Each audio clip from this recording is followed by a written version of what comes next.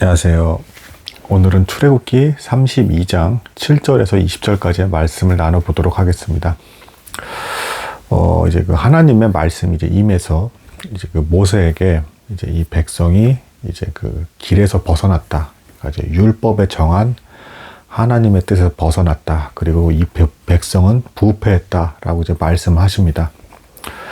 그러면서 이제 모세에게 이제 이 백성을 이제 멸하겠다라고 이제 말씀을 하시는 것이죠. 그러면서 좀 인상적인 표현을 조금 하세요. 그러니까 이제 그 내가 애굽 땅에서 인도해낸 내 백성이라고 하나님께서 표현하십니다. 그러니까 이 백성은 심각하게 우상숭배에 빠져서 부패했기 때문에 나랑은 상관이 없다라고 하나님께서 대놓고 이제 모세에게 표현을 하시는 겁니다. 자, 근데 이제 여기서 이제 모세의 어떤 이제 기도가 나오게 되는 것인데, 자, 이것도 이제 역시 하나님께서 진노하시는 중에서도 우리에게 어떤 이제 교훈을 남기고 계시다. 그러니까 1차적으로는 이런 우상숭배 범죄, 죄를 저지르는 것 자체가 죽어 마땅한 것이다 라는 것을 분명하게 일깨워주고 계십니다.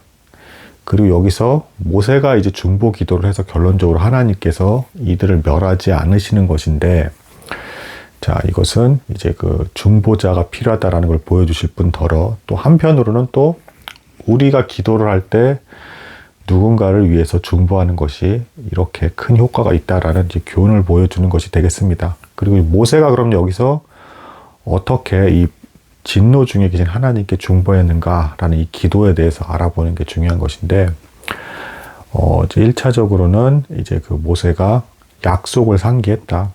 아브라함과 이삭과 야곱의 하나님, 그리고 그들과 맺은 언약 때문에라도 이 백성들 멸하면 안 된다라는 이제 말씀을 이제 분명하게 모세가 전했고, 그러니까 말씀대로 기도를 했다라는 것입니다.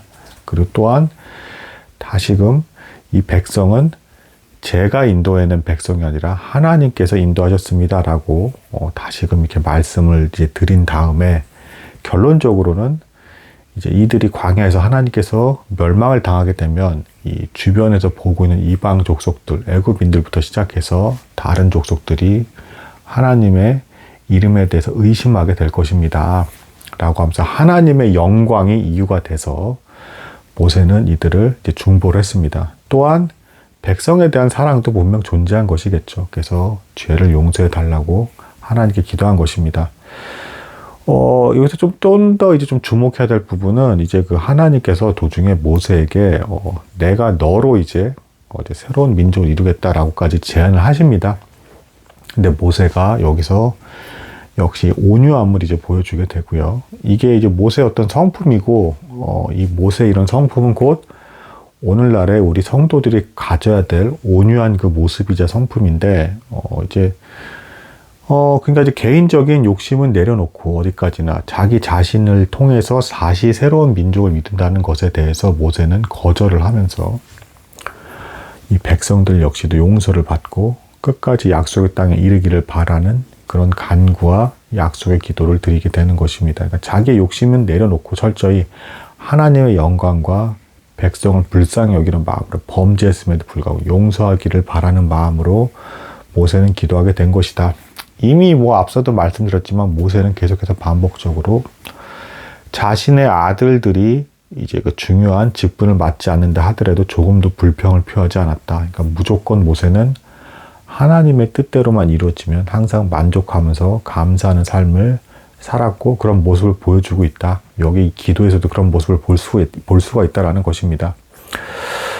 그 이후에 보면 이제 드디어 이제 그 아주 유명한 장면이죠. 모세가 이제 그 황금 송아지 앞에서 춤추면서 난리가 난 이 타락한 백성들 앞에서 가지고 온 이 10계명의 두 돌판을 이제 그 황금 송아지를 향해서 던져버리죠.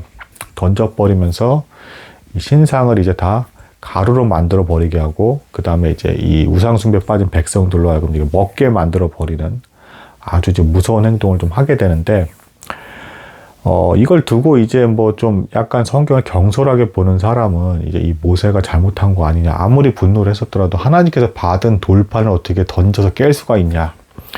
이렇게 보는데, 이걸 이제 보통 어떻게 이제 해석을 하냐면, 자, 그리고 이제 보통 이런 말씀도 많이 듣죠. 화를 내지 말라 절대 성도라면. 근데 여기서 모세가 좀 화가 난 거잖아요. 나서 오죽하면 돌판을 던져버리기까지 했어요. 이게 정말 정당한 행동이냐, 이것에 대해서 좀 궁금해 하시는 분들이 제법 많은데, 여기서는 정당한 분노라고 보는 게 맞는 것 같다. 왜 그러냐면, 자, 1차적으로 모세가 모세 개인적인 일만 가지고 화가 난 것이 아니다. 그러니까 무슨 얘기냐면, 여기서의 분노의 원인은 하나님께서 업신여김을 당했기 때문에 모세가 분노한 것이다. 그러니까 이제 모세 자신이 수치를 당해서 분노한 게 아니라 하나님이 업신여김으로 말미암아서 분노한 것이다. 그러니까 일반 성도들도 함부로 폭력성을 띠거나 이럴 수는 없는 것이지만 그러니까 내가 아니라 하나님이 무시당하고 조롱당하는 것에 대해서는 분노하는 것이 마땅하다. 이제 그런 것이 되겠습니다. 하나님을 가장 사랑한다고 하는 백성의 어떤 기본적인 정당한 분노라고 볼 수 있겠습니다. 그래서 이 두 돌판을 이제 예상컨대 이 성령께서 역사하심으로 말미암아 마음속에서 일어난 거룩한 의분이라고 하죠. 이거를. 그러니까 뭐 이제 다윗도 골리앗에 의해서 조롱받는 그 이스라엘 그 군대를 보고 분노하는 모습이 나오잖아요. 그러니까 이걸 거룩한 의분이라고 하죠.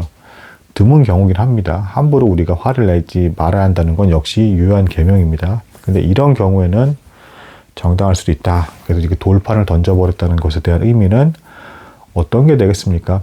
너희는 하나님의 언약의 백성이 될 자격도 없는 녀석들이다라는 것을 일깨워주는 것이죠. 그리고 이게 이제 성령의 역사하심과 감동으로 말미암아 나온 거룩한 의분일 텐데, 마치 노아가 자신의 아들 함을 이제 저주하게 된 것처럼 성령께서 임하셔서 예언을 하게 된 것처럼 모세도 이제 그런 행동을 하게 된 것으로 이제 보여지고요. 돌판이 이제 깨졌다라는 얘기는 이제 너희가 역시 언약의 백성이 될 자격이 없다. 분명하게 이렇게까지 금방 부패하고 타락하는 너희가 거룩하신 하나님과 언약을 맺는 게 무슨 의미가 있느냐라고 하면서 경종을 주는 것이죠. 백성들에게 너희의 죄가 아주 지극히 심각하다라는 것입니다. 만약에 모세가 성령의 역사하심을 이렇게 붙들려서 분노하지 않았다라고 한다 그러면 아마 이 백성들은 이 우상 숭배의 이 범죄조차도 이게 무슨 대단한 범죄인 건가 아마 이렇게 생각을 할 겁니다. 왜냐하면 너무 뿌리 깊게 애굽에서 내려온 우상 숭배에 너무 익숙해졌기 때문에 그렇습니다. 그래서 강력하게 이제 일깨움이 주어진 것이고요. 또한 이 황금 송아지를 빻아다가 이 가루로 만들어서 먹겠다. 이것은 뭐가 되겠습니까?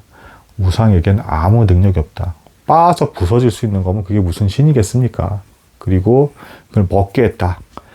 하나님을 예배할 때는 실제 이 고기를 먹게 됨으로써 천국의 만찬에 대한 경험을 하게 되는 것이지만 우상에 이제 어떤 이 금가루 같은 것을 먹게 됨으로써 이 뱃속의 내장이 어떻게 되겠습니까? 뭐 죽거나 아니면 뭔가 심각한 문제를 일으키겠죠. 그러니까 우상을 예배하는 것은 곧 너희에게 죽음이다라는 것을 이제 보여주는 그러한 이제 어떤 징벌이 되겠습니다. 오늘은 여기까지 나도록 하겠습니다. 감사합니다.